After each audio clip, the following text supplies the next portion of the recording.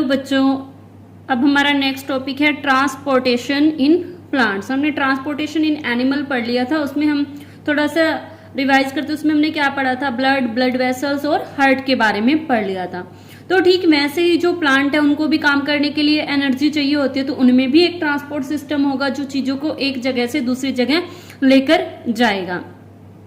हमने पहले पढ़ रखा है कि प्लांट फोटोसिंथेसिस प्रोसेस करते हैं और उस फोटोसिंथेसिस प्रोसेस में उनको क्या चाहिए होता है, कार्बन डाइऑक्साइड और वाटर चाहिए होता है, जिसको वो किस में बदल सकते हैं, एक एनर्जी की फॉर्म में बदल देते हैं। और वो एनर्जी की फॉर्म क्या होती है, वो होती है कार्बोहाइड्रेट प्लस उससे क्या कुछ अमाउंट जो ऑक्सीजन का है वो एनवायरनमेंट का रिलीज कर देते हैं। तो अब हम इसमें ये पढ़ेंगे कि how plant take in simple compound, जो प्लांट्स है वो कैसे सिंपल कंपाउंड लेते हैं। सिंपल कंपाउंड जैसे कि कार्बन डाइऑक्साइड और फोटोसिंथेसिस एनर्जी, यानी कि जो लाइट एनर्जी आ रही है, सनलाइट आ रही है, stored in the chlorophyll containing organ namely leaves. और जो क्लोरोफिल कंटेनिंग ऑर्गन कौन सा होता है, क्लोरोफिल कंटेनिंग ऑर्गन है आपका लीव्स। लीव्स में उस एनर्जी को किस तरीके से स्टोर किया जाता है, फिर कार्बन डाइऑक्साइड, वाटर और एनर्जी को किस तरीके से दूसरी फॉर्म में चेंज किया जाता है। इसके अलावा एक तो रॉ मटेरियल हमारे पास कार्बन डाइऑक्साइड हो गया, फोटोसिंथेसिस एनर्जी हो गया, उसके अलावा भी कुछ रॉ मटेरियल जो है वो प्लांट बॉडी को खुद को मेंटेन करने के लिए चाहिए होते हैं। For plant the soil is the nearest and richest source of raw material. पौधों को कौन से रॉ मटेरियल चाहिए, जैसे कि नाइट्रोजन, फास्फोरस और उसके अलावा मैग्नीशियम, तो सल्फर, जिंक, ये सारे जो न्यूट्रिएंट है ये भी प्लांट्स को चाहिए होते हैं। तो ये जो सारे न्यूट्रिएंट्स है प्लांट्स लेते कहाँ से हैं, अपने नियरेस्ट और रिचेस्ट सोर्स, यानी कि जो उनके सबसे पास में जो सोर्स है वो कौन सा है, सॉइल, मिट्टी से इन सबको वो लेते हैं। The absorption of these substance therefore occurs through a part in contact with the soil. अब इन चीजों को कहाँ से एब्जॉर्ब किया जा रहा है, सॉइल से एब्जॉर्ब किया जा रहा है। और सॉइल के सबसे नजदीक पार्ट कौन सा है, प्लांट का रूट्स हैं। तो जो रूट्स हैं वो सॉइल से इन चीजों को क्या कर रही हैं, एब्जॉर्ब कर रही हैं। अगर जो सॉइल कंटेनिंग ऑर्गन है, सॉइल कनेक्टिंग ऑर्गन है, जैसे कि रूट्स, और जहां पर फूड को प्रिपेयर करना है, कहां पर करना है, लीव्स में। अगर रूट और लीव्स के अंदर डिस्टेंस बहुत कम है तो वहां पर क्या होगा कि ये जो रॉ मटेरियल है इनको आसानी से डिफ्यूजन प्रोसेस के थ्रू एक सेल से दूसरी सेल में ट्रांसमिट किया जा सकता है। लेकिन अगर प्लांट की जो डिस्टेंस है वो काफी ज्यादा है तो वहां पर, और प्लांट बॉडी का डिजाइन अगर थोड़ा कॉम्प्लेक्स है, तो उस केस में डिफ्यूजन प्रोसेस से सभी रॉ मटेरियल को लीव्स तक पहुंचाना और लीव्स ने जो एनर्जी बनाई है उसको रूट्स तक पहुंचाना बहुत मुश्किल हो जाता है। तो इसके लिए एक प्रॉपर सिस्टम की जरूरत पड़ती है और इसी सिस्टम के बारे में हम पढ़ेंगे कि जो प्लांट है वो रॉ मटेरियल कैसे लेते हैं और जो फुल्ली प्रिपेयर्ड फूड है उसको कैसे एनर्जी की फॉर्म में दूसरे पार्ट्स तक पहुंचाया जाता है। अब जो एनर्जी की रिक्वायरमेंट है, अलग अलग प्लांट बॉडी के डिजाइन पर सबको अलग अलग एनर्जी की रिक्वायरमेंट होती है। प्लांट्स को मूव नहीं करना होता और ज्यादातर जो प्लांट्स की सेल्स होती है वो डेड सेल्स होती हैं, तो इसलिए इनको इतनी ज्यादा एनर्जी की जरूरत नहीं पड़ती जितनी कि हम लोगों को होती है। तो इसीलिए यहाँ पर distance over which transport system have to operate, यहाँ पर जो सिस्टम ऑपरेट किया जाता है वो प्लांट के साइज के ऊपर भी डिपेंड करेगा। मेनली यहाँ पर जो है प्लांट दो कनेक्टिंग टिश्यू होंगे जो कनेक्ट भी करेंगे और कंडक्ट भी करवाएंगे। कनेक्ट किसको करेंगे, जैसे लीव्स को रूट से कनेक्ट करना, या जो डिफरेंट पार्ट है, स्टेम, ब्रांचेस, उन सब से कनेक्ट करने का भी वो काम करेंगे। इनमें मेनली क्या है, ज्यादातर जो एनर्जी है वो लीव्स में, क्योंकि लीव्स जो है वो किचन कहलाते हैं प्लांट्स का, kitchen of the plant is leaves. खाना वही बना रहे हैं तो वही क्या कहलाएंगे, किचन कहलाएंगे। तो वहां पर जो खाना बन रहा है उनमें जो एनर्जी स्टोर हुई है उसको अलग अलग पार्ट्स तक पहुंचाना है। और जो रॉ मटेरियल है खाना बनाने के लिए चाहिए वो कहाँ से लेकर आने, रूट से लेकर आने। तो एक प्लांट ट्रांसपोर्ट सिस्टम चलता है। इनमें दो पाथवे होंगे, दो रास्ते अपनाए जाएंगे और दोनों एक दूसरे पर डिपेंडेंट नहीं होंगे, दोनों एक दूसरे से इंडिपेंडेंट होंगे। यहाँ पर जो कंडक्टिंग ट्यूब्स हैं वो काम करेंगी। जैसे हमने ह्यूमन का ट्रांसपोर्टेशन सिस्टम पढ़ा था, उसमें हमने ब्लड वेसल्स के बारे में किया था कि आर्टरीज और वेन्स दो अलग अलग तरीके की वेसल्स हैं। एक वो है जो फूड को ब्रेक डाउन करने के लिए ऑक्सीजन प्रोवाइड करवा रही हैं, दूसरी वो है जो फूड जब ब्रेक डाउन हो जाता है उसके बाद जो कार्बन डाइऑक्साइड रिलीज हो रही है उसको वो एक्वायर कर रही हैं, कलेक्ट कर रही हैं और फिर हार्ट से होते हुए लंग्स तक पहुंचाने का काम कर रही हैं। तो ठीक ऐसी ही कंडक्टिंग ट्यूब्स जो हैं वो प्लांट्स में भी पाई जाती हैं और उनको आप कॉम्प्लेक्स टिश्यू कहते हैं कि प्लांट्स में क्या पाए जाते हैं, कॉम्प्लेक्स टिश्यू। क्लास 9th में आपने पढ़ा होगा कि जो प्लांट्स है उसमें दो तरह के टिश्यू होते हैं, एक होते हैं मेरिस्टेमेटिक टिश्यू और एक होते हैं आपके परमानेंट टिश्यू। जो मेरिस्टेमेटिक टिश्यू हैं वो डिवाइड कर सकती हैं, अपनी जैसी नई सेल्स बना सकते हैं, और जो परमानेंट टिश्यू हैं उनमें डिवीजन की पावर खत्म हो जाती है लेकिन उनके अलग अलग काम है। उन्हीं में से एक टाइप आता है सिंपल और कॉम्प्लेक्स टिश्यू। कॉम्प्लेक्स टिश्यू जो है उसके आगे दो टाइप्स होते हैं, xylem and phloem. Xylem and phloem ये दो तरह के क्या पाए जाते हैं, कंडक्टिंग टिश्यू। इनको कंबाइनली आप क्या बोल सकते हो, वेस्कुलर बंडल भी कह देते हैं हम, ठीक है। और 9th क्लास में आपने पढ़ा होगा कि ये जो जाइलम है ये 4 तरह का होता है, जैसे जाइलम फाइबर, जाइलम पेरिनकाइमा और ट्रेकियार्ड एंड वेसल्स। इनमें से जो ट्रेकियार्ड्स और वेसल्स हैं ये मेन कंडक्टिंग ट्यूब्स की तरह काम करेंगे। वहीं पर अगर हम फ्लोएम की बात करें, ये भी 5 तरह के, जैसे सीव ट्यूब पहला टाइप है इसका, sieve element, companion cells and phloem parenchyma and phloem fibre.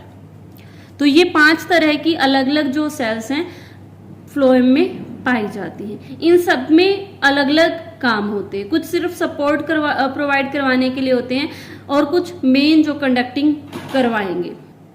जो जाइलम है वो मेनली क्या करवाएगा, रॉ मटेरियल को सॉइल से एब्जॉर्ब करेगा रूट्स की हेल्प से और कहां पर लेकर आएगा, प्लांट्स के उस फैक्ट्री के पास जहां पर खाना बनेगा, यानी कि लीव्स के पास। और जो आपका फ्लोएम है वो जब फोटोसिंथेसिस रिएक्शन हो जाती है उसके बाद जो भी फूड प्रिपेयर हुआ है उस फूड को डिफरेंट पार्ट्स को काम करने के लिए जो एनर्जी चाहिए होती है उसके लिए वो एनर्जी की तरह प्रोवाइड करवाएगा। अब सबसे पहले हम डिटेल में पढ़ेंगे कि ट्रांसपोर्ट ऑफ वाटर, वाटर कैसे एक जगह से दूसरी जगह ट्रांसपोर्ट होता है। अगर हम जाइलम टिश्यू की बात करें, अभी हमने पढ़ा है कि 2 तरह के मेन सिस्टम होंगे, एक जाइलम होगा और एक फ्लोएम होगा। जाइलम में 4 अलग अलग तरह की सेल्स पाई जाती हैं। इन्हीं में 2 सेल्स होती है, वेसल्स और ट्रेकियार्ड्स।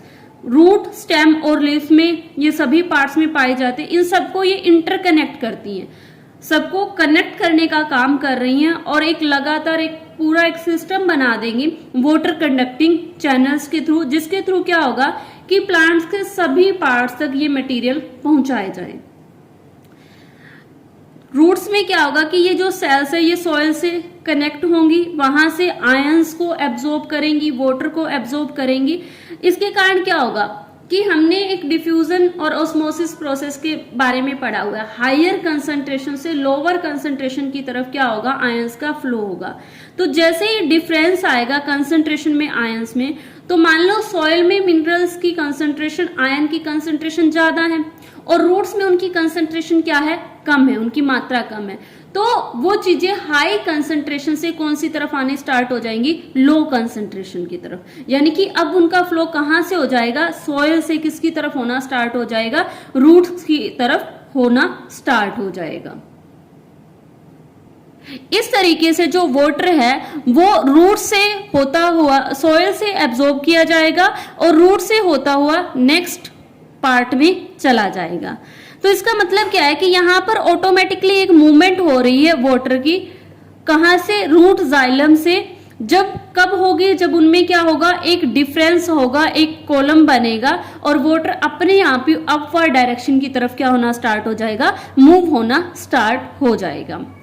तो इस प्रेशर के कारण क्या होगा कि कुछ एक वाटर तो ऊपर की तरफ चला जाएगा, लेकिन हर बार ये पॉसिबल नहीं है कि जितना वाटर चाहिए वो हर बार इसी प्रेशर के कारण ऊपर की तरफ आ जाए। तो यहाँ पर एक और बहुत इंपॉर्टेंट प्रोसेस होता है ट्रांसपायरेशन।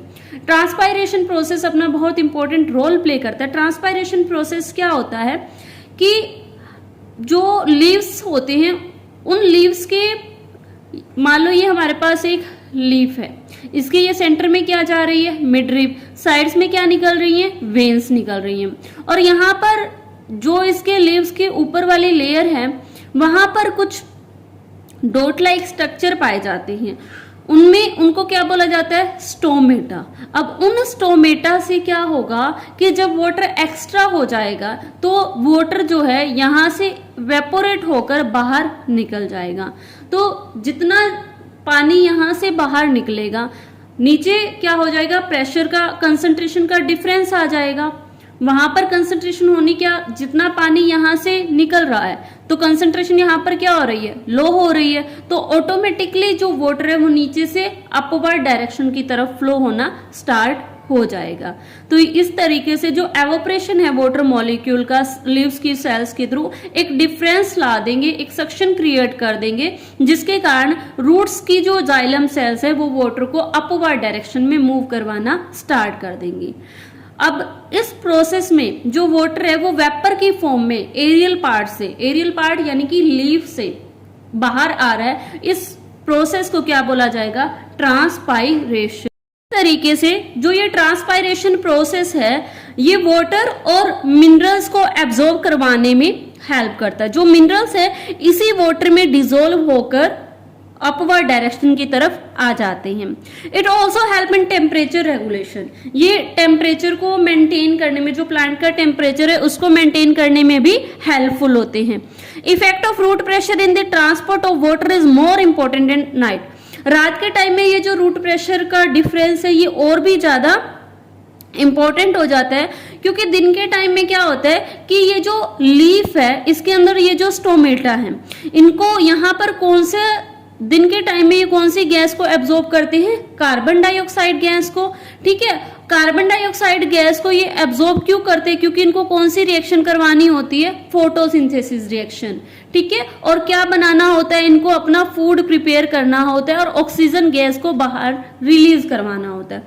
तो दिन के टाइम में जब स्टोमेटा ओपन होंगे तो ट्रांसपायरेशन प्रोसेस जो है ऑटोमेटिकली वाटर का लॉस होगा, तो अपने आप ही वाटर की जो मूवमेंट है वो अपवर्ड डायरेक्शन में होगी। तो ये था, हमने किसके बारे में पढ़ा है, transport of water and mineral. अब यहां पर हमने एक बात नोटिस की है कि ये जो transportation of water and mineral है जो कौन करवा रहा है, जाइलम करवा रहा है। जाइलम में भी मेन इसकी दो सेल्स इसकी इन्वॉल्व होंगी, जो कौन सी होंगी, वेसल्स और ट्रैकियार्ड्स होंगी।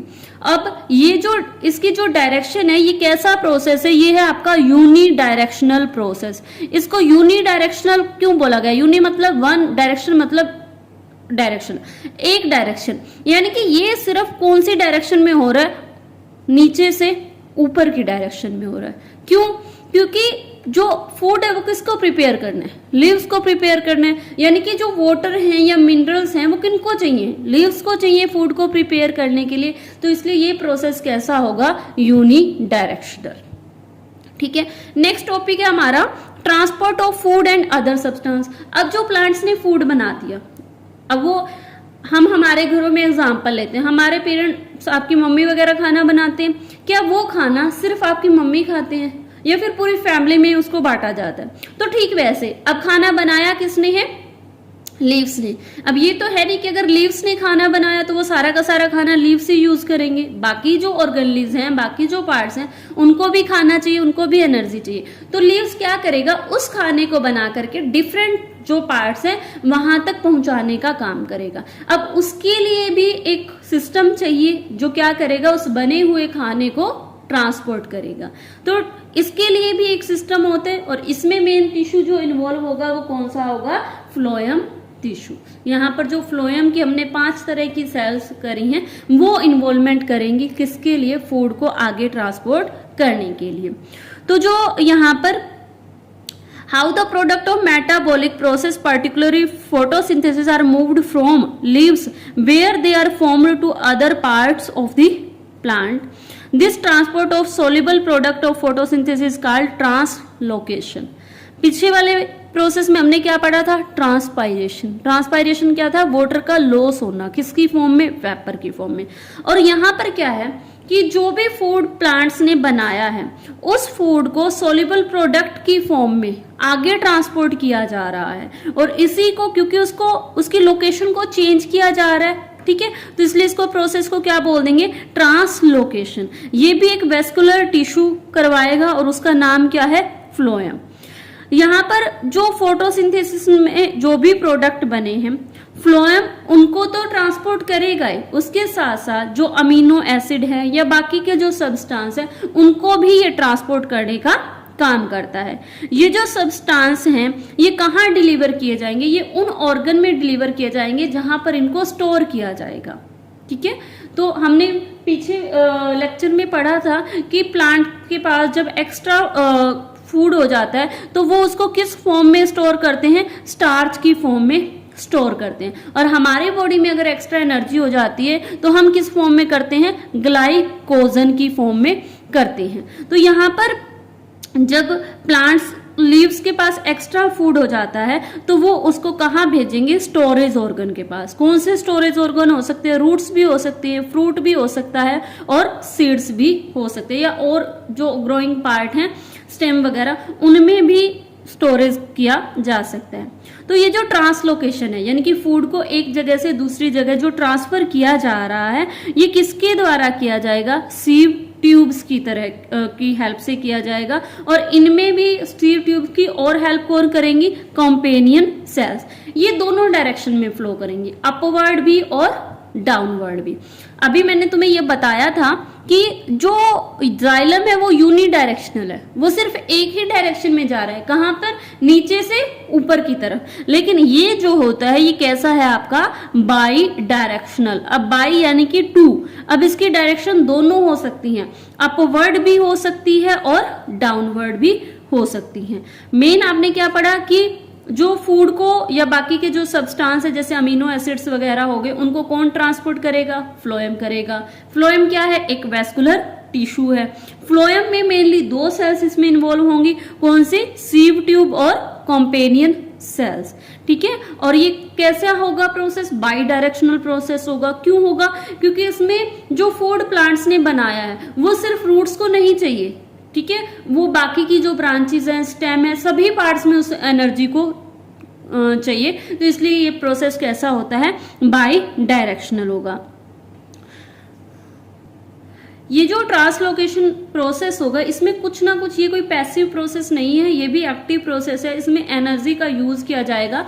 सुक्रोज जैसे जो मटेरियल है वो भी फ्लोएम टिश्यू की मदद से ट्रांसपोर्ट किए जाएंगे। पहले उसको अगर उसको ट्रांसपोर्ट करना है तो उसमें एनर्जी का यूज होगा, क्योंकि ये कैसा प्रोसेस है, एक एक्टिव प्रोसेस है। और जो भी प्रोसेस एक्टिव होते हैं उसमें एनर्जी का यूज किया जाता है, और वो एनर्जी किसकी फॉर्म में ली जाती है, एटीपी की फॉर्म में, एडिनोसाइन ट्राइफॉस्फेट की फॉर्म में उस एनर्जी को लिया जाता है।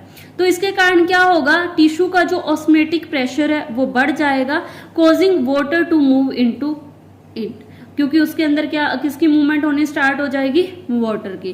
This pressure move the material in the phloem to tissue which has less pressure. अब वहां से जो वाटर है वो उस साइड मूव होना स्टार्ट हो जाएगा टिश्यू की तरफ, क्योंकि टिश्यू में क्या है, प्रेशर क्या है, कम। और हमने अभी पढ़ा है कि ये कहां से जाएंगे, high pressure to low pressure की तरफ ये मूवमेंट हो जाएगा। और इसी के कारण क्या होगा, फ्लोएम के पास जो मटेरियल है वो उसी वाटर में मिक्स होकर प्लांट्स की नीड के अकॉर्डिंग पहुंचा दिया जाता है। तो यहाँ पर in the spring sugar stored in root और stem tissue would be transport in the birds which need energy to grow.